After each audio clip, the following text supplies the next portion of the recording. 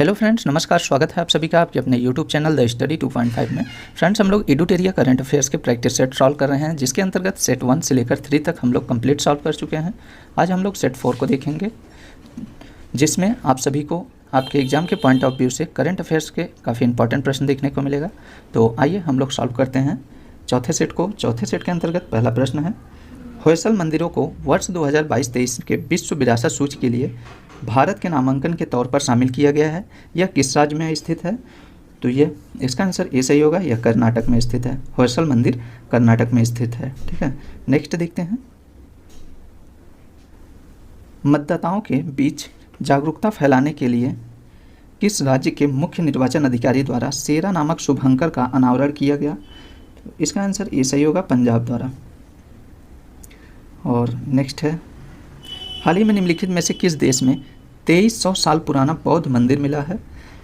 तो पाकिस्तान में मिला है। ऑप्शन बी सही होगा। तो 23 साल पुराना बौद्ध मंदिर पाकिस्तान में मिला है, इसे ध्यान दीजिएगा। नेक्स्ट है, हाल ही में हुए नियुक्तियों में कौन सुमेलित हैं? तो इसका आंसर डी सही होगा, उपयुक्त सभी सुमेलित हैं। तो आइए देखते हैं नियुक्तियों को।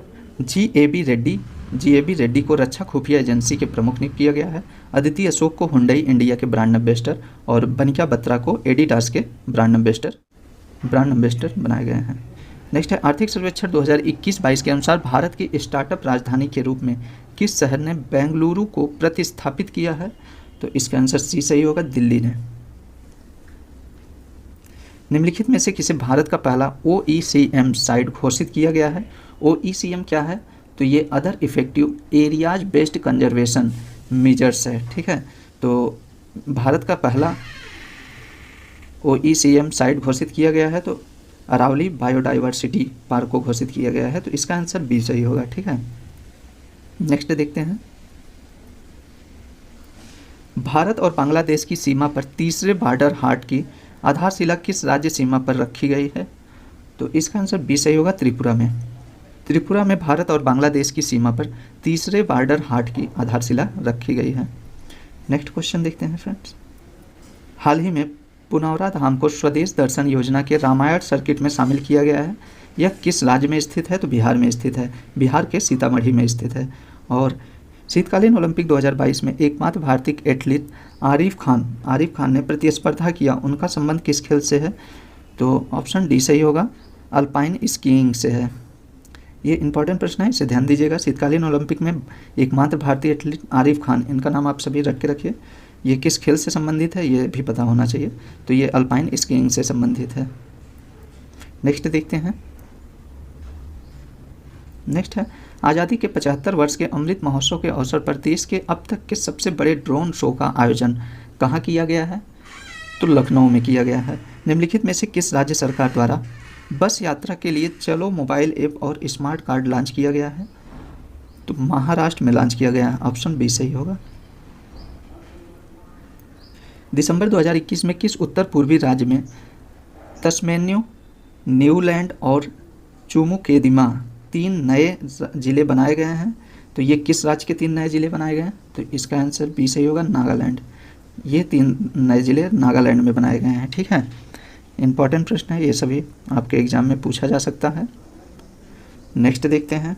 नेक्स्ट है, किसके द्वारा राष्ट्रीय एकता के विषय पर 22 भाषाओं में राष्ट्रीय कैडेट कोर NCC के कैडेटों द्वारा रचित राष्ट्रीय एकता गीत को लॉन्च किया गया है? तो राजनाथ सिंह के द्वारा लॉन्च किया गया है। ठीक है, ऑप्शन सी सही होगा। प्रधानमंत्री नरेंद्र मोदी ने वीडियो कॉन्फ्रेंसिंग के माध्यम से किस शहर में आयोजित अखिल भारतीय महापौर सम्मेलन की अध्यक्षता की है? तो वाराणसी में किया है। ठीक है, ऑप्शन बी सही होगा, वाराणसी में। हाल ही में सुर्खियों में रही कोन्याक जनजाति किस राज्य की सबसे बड़ी जनजाति है? तो इसका आंसर सी सही होगा, नागालैंड की। कोन्याक जनजाति नागालैंड की सबसे बड़ी जनजाति है। ठीक है, नेक्स्ट क्वेश्चन देखते हैं।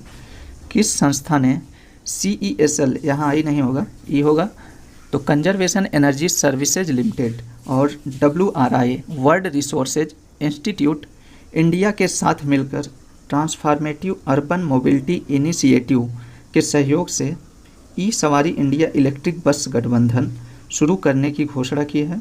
तो नीति आयोग द्वारा।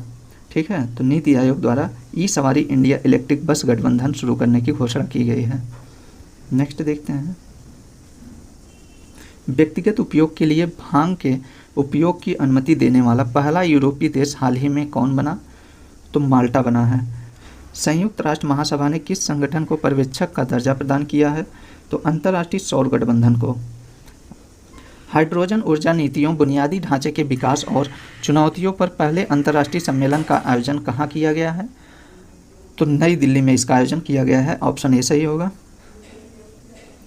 केंद्रीय सड़क परिवहन और राजमार्ग मंत्री नितिन गडकरी ने किस शहर में ईस्टर्न पेरिफेरल एक्सप्रेसवे पर भारत का पहला इंटेलिजेंट ट्रांसपोर्ट सिस्टम लॉन्च किया है? तो ऑप्शन बी सही होगा, गाजियाबाद में। वैज्ञानिकों ने किस देश में पूरी तरह से संरक्षित डायनासोर भ्रूण की खोज की घोषणा की है, जो लगभग 66 मिलियन वर्ष पुराना है? तो ये चीन में खोजी गई है। ठीक है। केंद्रीय बजट 2022-23 के अनुसार अगले 3 वर्षों के दौरान कितनी नई पीढ़ी की वंदे भारत रेलगाड़ियों का विकास और विनिर्माण किया जाएगा? तो ऑप्शन बी सही होगा, 400 वंदे भारत रेलगाड़ियों का विकास किया जाएगा। हाल ही में प्रकाशित पुस्तकों में कौन सुमेलित है? तो ऑप्शन डी सही होगा, उपयुक्त सभी सुमेलित हैं। आइए पुस्तक और लेखकों को देखते हैं। The monk who transformed UP, Shantanu Gupta द्वारा लिखित पुस्तक है। India's ancient legacy of wellness, Rekha Chaudhary द्वारा। 1857 द स्क्वाड ऑफ मस्तान, ये विनीत वाजपेयी द्वारा लिखित पुस्तक है। नेक्स्ट देखते हैं, महिला शोधकर्ताओं को प्रोत्साहित करने के लिए भारत सरकार के विज्ञान और प्रौद्योगिकी विभाग and Indo German science and technology centre ने किस कार्यक्रम की शुरुआत की है? तो ऑप्शन ए सही होगा, वायेजर कार्यक्रम की। नेक्स्ट है, भारत वन स्थिति रिपोर्ट 2021 के अनुसार भारत में वनावरण कुल भौगोलिक क्षेत्र का कितना प्रतिशत है? ऑप्शन सी सही होगा, 21.71%। 32 वर्षों की सेवा के बाद भारतीय नौसेना द्वारा किस युद्धपोत को सेवा मुक्त किया गया है, जिसे दादरा और नगर हवेली एवं दमन और दीव शासन को सौंप दिया गया है और इसे संग्रहालय में बदल दिया जाएगा? तो कौन सा युद्धपोत है जिसे सेवा मुक्त किया गया है? तो ऑप्शन ए सही होगा, INS खुखरी। INS खुखरी को सेवा मुक्त कर दिया गया है 32 वर्षों के बाद। कैम्ब्रिज डिक्शनरी द्वारा किसे वर्ड ऑफ द ईयर 2021 चुना गया है? तो ऑप्शन सी सही होगा, परसेवरेंस को कैम्ब्रिज डिक्शनरी द्वारा वर्ड ऑफ द ईयर 2021 चुना गया है। और right and risk analysis group द्वारा जारी इंडिया प्रेस फ्रीडम रिपोर्ट 2021 के अनुसार किस राज्य में पत्रकारों पर सबसे ज़्यादा हमले हुए हैं? तो जम्मू कश्मीर में। ऑप्शन बी सही होगा, जम्मू कश्मीर में पत्रकारों पर सबसे ज़्यादा हमले हुए हैं। हाल ही में लॉन्च मिशन इंद्रधनुष 4.0 का उद्देश्य किस वर्ग के व्यक्तियों को लाभ पहुंचाना है? तो इसका ऑप्शन डी सही होगा, ए और बी दोनों। तो बच्चे और गर्भवती महिलाओं को लाभ पहुंचाने के उद्देश्य से मिशन इंद्रधनुष 4.0 को लॉन्च किया गया है। हाल ही में किस केंद्रीय मंत्री को 18वां स्वर्गीय माधवराव लिमे पुरस्कार प्रदान किया गया है? ऑप्शन सी सही होगा, नितिन गडकरी को।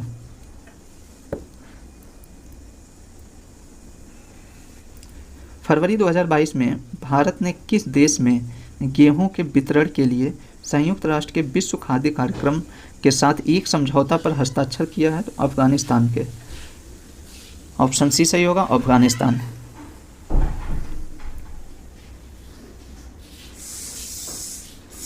नेक्स्ट है, केंद्रीय बजट 2022-23 में की गई घोषणा के अनुसार 3 साल में कितनी नई ऊर्जा कुशल वंदे भारत ट्रेन शुरू की जाएगी? तो ऑप्शन सी सही है, 400। यह भी हम लोग पीछे पढ़ के आ रहे हैं। हाल ही में राष्ट्रीय ऊर्जा संरक्षण पुरस्कार 2021 किस हवाई अड्डे को प्राप्त हुआ है? तो हैदराबाद इंटरनेशनल हवाई अड्डा को। तो हैदराबाद इंटरनेशनल हवाई अड्डा को राष्ट्रीय ऊर्जा संरक्षण पुरस्कार 2021 प्राप्त हुआ है। हाल ही में किस केंद्रीय जेल ने अपना रेडियो चैनल जेलवाड़ी FM शुरू किया है? इसका आंसर डी सही होगा, इंदौर। इंदौर ने रेडियो चैनल जेलवाड़ी FM शुरू किया है। भारत में 100% प्लास्टिक वेस्ट न्यूट्रल कंपनी बनने वाली पहली भारतीय उपभोक्ता वस्तु कंपनी कौन बनी है? ऑप्शन बी सही होगा, डाबर।